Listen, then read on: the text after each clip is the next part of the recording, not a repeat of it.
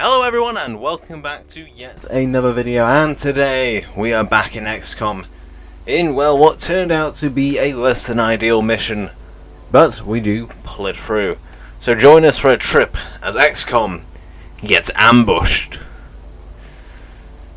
Should have planned this to be a little bit shorter. Oh well. Right, let's get into it in 3, 2, 1. Okay, so what's the mission? Well, the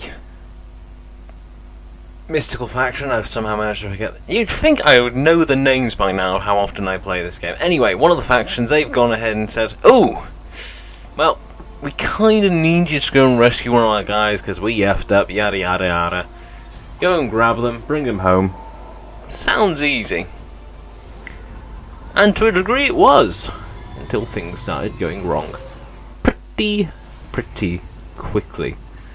So, you go ahead and drop into the sewer down here. The Resistance VIP, he's not too far away from us.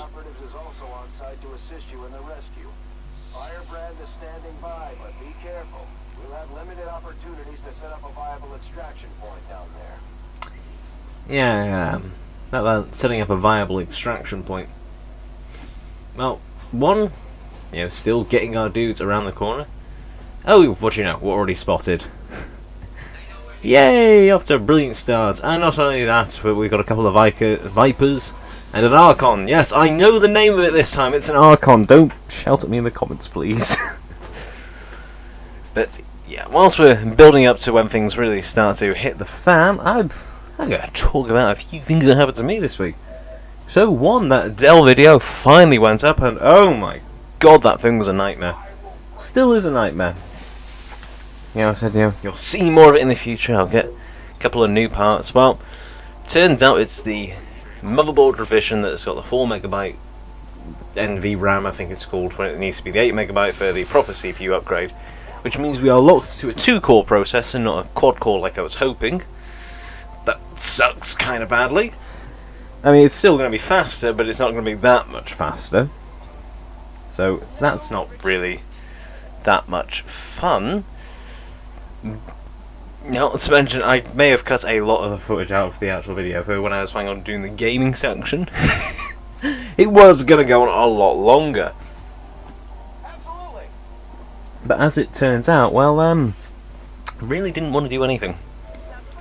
Problem with that CPU is the fact that it is so old, and it was so slow, that even a game like Sniper Elite, which was available on the original Xbox, if I'm not mistaken, just would not run on it because it wasn't fast enough. And I can tell you, it definitely was not an issue with the graphics card, because the graphics card I've used in various other things, it works perfectly fine. Yeah, it's only a GT 740, but it's still pretty decent. And I thought, hey, a 740 and a 740, it would make for a sort of catchy final title at some point. Yeah, no. So, I've ordered a new CPU in praying that this time it will actually be compatible, despite going through Dell's CPU compatibility list last time. So that is a pain in the rear, but we will find out soon enough. I'll let you know how that goes down. And speaking of graphics cards, you're sort of tempted, like, I want to try that out. So because it's so cheap, it could be considered an acceptable loss if it really didn't work that well, but yeah. Well, sometimes it's not a loss. Sometimes you get really, really lucky. Right. Not sure if there's anything similar in the US over there.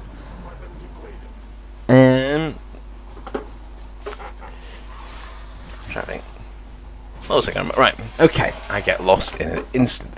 Anyway, so, not sure you've got anything similar over in the US, but over here in the UK we've got a store called CEX. It's basically a primarily second-hand gaming, game store.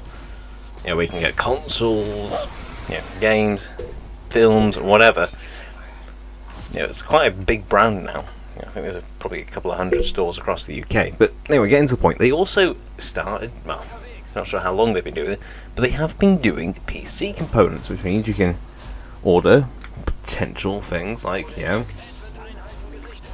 a graphics card. And as it turns out, their prices are bloody low, especially after shipping. And I picked up at a mere £26.50. Also, yeah, I really didn't prepare this well, did I? I'll just go and quickly find out how much that is in US dollar. And for a mere $35, I managed to pick up a GTX 480, the fastest graphics card on the planet, from 2010. So it's a 10-year-old card now. It's about a quarter of the performance of a GTX 1080, my main card, in theory, but I tell you what, despite that being in theory, the theory mostly works out, because you've got a 1.5 gig card compared to the 8 gig card that is sitting in my lovely machine over there. Granted, it's only got, I think, about a fifth of the amount of CPU cores, but, and this is the big but, it does have quite a bit of memory bandwidth, despite how limited it is. I think it's like a 300 odd bit memory bus, which is ridiculous. And on top of that, it's got a fairly high amount of ROPs. And whilst I wasn't expecting too much, because on paper with the CUDA core count, it doesn't sound too brilliant for the price and the fact that it's known to be an absolute toaster. Not to mention it guzzles power like, well, it's going out of fashion. Here's the thing, it worked pretty damn well. You know, like, I decided to try a couple of games, you know, like World of Warships, something, you know, simple, but I do actually play a lot. You know, because I like ships, I like the Bismarck and stuff like that. So yeah, I'll load up World of Warships, and I'll set the settings to low just to be safe first. I'll load it up, 1080p, it's like, this is alright. Start increasing the graphics up until the point I am ending up on the maximum graphics that I can actually get for World of Warships. And even in battle, you know, it's full HD, so that's 1080p.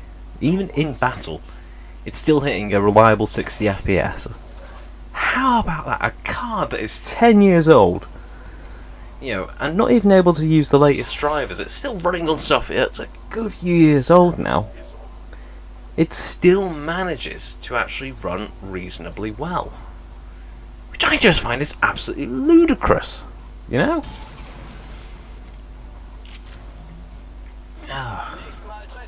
But yeah, I've been trying out other things. It has got the obvious limitation of it's only got 1.5 gigs of memory. If it had 2 gigs, we'd be probably talking a different story, but that does limit it in some titles like Sniper Elite 4. Oh. Yeah, you're basically limited to lowest settings, and even if you set it to highest settings, it doesn't have enough memory to load in the highest settings, so it'll just load up the lowest settings by default. Even if you have it set to highest settings in the menu and you go back out and you go back to the menu, it's still highest settings, it's still not going to make a difference. So, that's fun. But, it's still a really nice card, and honestly, I'm actually tempted to make a video about it because I really do enjoy it. And also, the other big thing that has been a thorn in my side. You thought I had a big enough thorn in my side when it came to, well, getting that Delta run. Wow.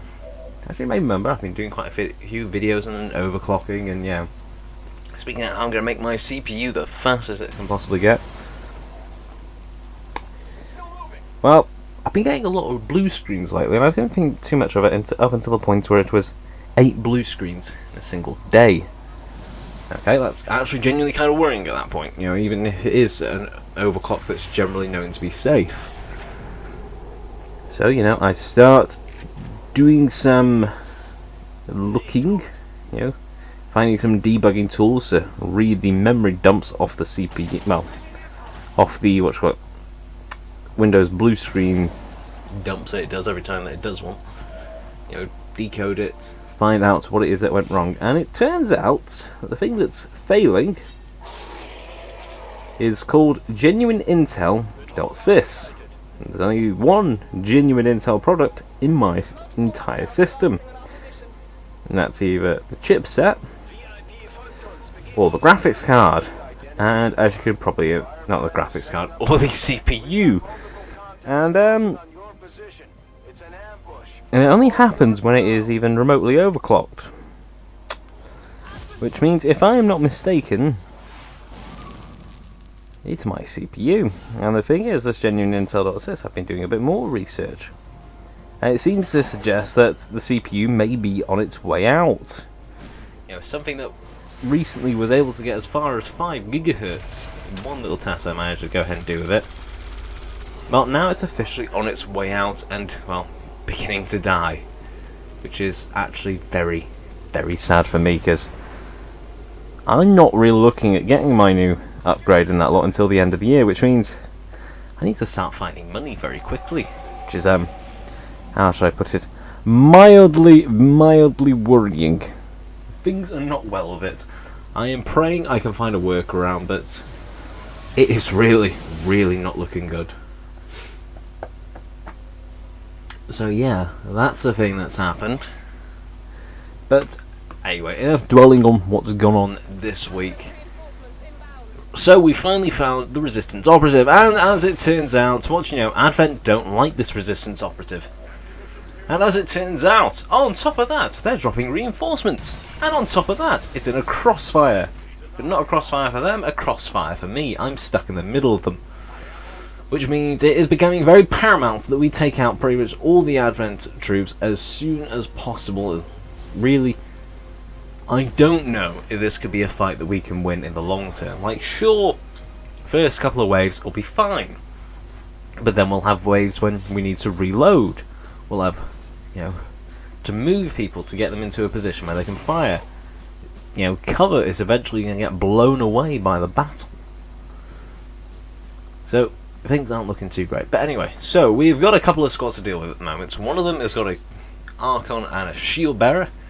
And that Archon is about to die because, what do you know, big booms do big things. And the other one, there's a Codex and, oh, what's his name? An Advent Priest. That Advent Priest is currently doing a weird thing with a Codex. I think it's called Holy Warrior or something, which I haven't seen what it does, but it seems very, very bad, so I'm prioritising that priest be killed as soon as possible. See if we can maybe get a sneaky little shot from Road. And he missed. God damn it, let's blame Jordan. Okay, so it looks like we're going to have to do a slash then with Anime. And what do you know, the power of Anime is strong with this one. His weeb powers destroy the other. Yeah, I've got no idea how this Holy Warrior ability works. I've only seen it, I think, once or twice.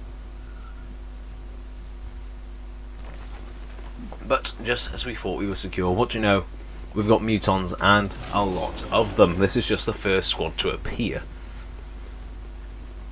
There is, if I'm not mistaken, a squad that's dropping in on the opposite side, but, well, they're out of our line of sight, so we cannot see what the hell they are. Oh, never mind, they're just calling it back up. Either way. So, we've got 2 Mutons.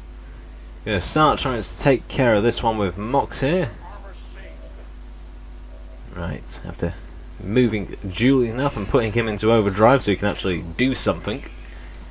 Let's see what he can do. He should be able to get a nice killing shot on that low health Muton and hopefully hit the other Muton, shred his armor and make it a lot easier as a target for anybody else. It's only a low percentage to hit, but it's enough. Okay, so that is 1 Muton down, 1 Muton still alive. Going to use a hand grenade to go ahead and finish off the other one. That's a funny looking bounce, and he is dead. Okay. Things are looking up. They've still got reinforcements incoming, but at the very least we've got a breather. This is a perfect chance for people to reload, rearm, get into Overwatch, and get ready for the next wave. Okay, another couple of Mutons. Really don't like Mutons. They get scary. And what we got on the opposite side? No idea. Aha! We have got a chance to get the hell out of here.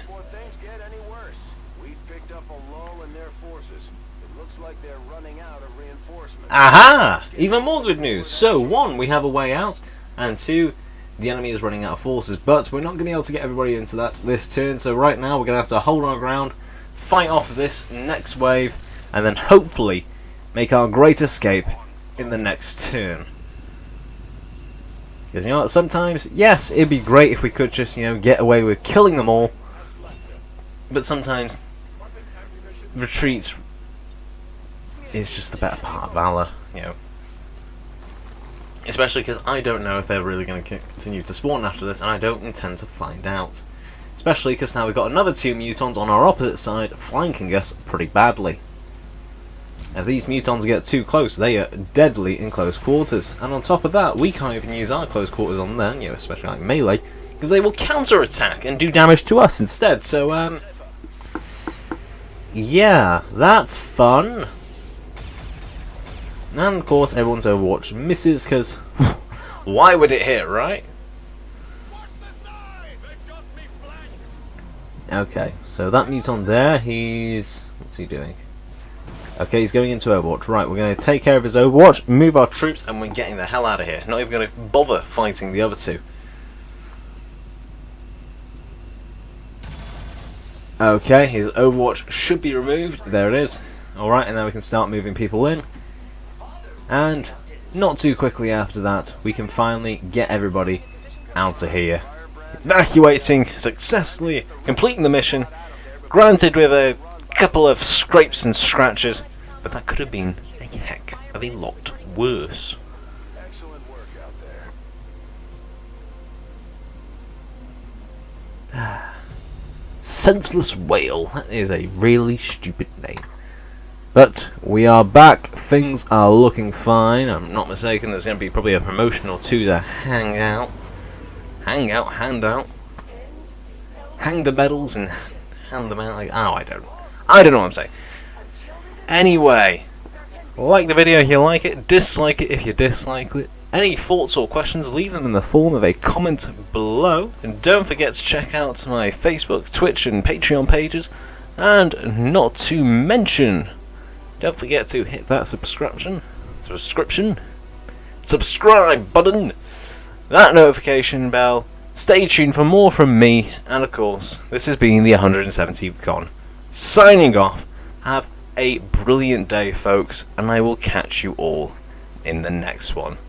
Until then, this is the 117th Con. Signing off. Have a great day, folks.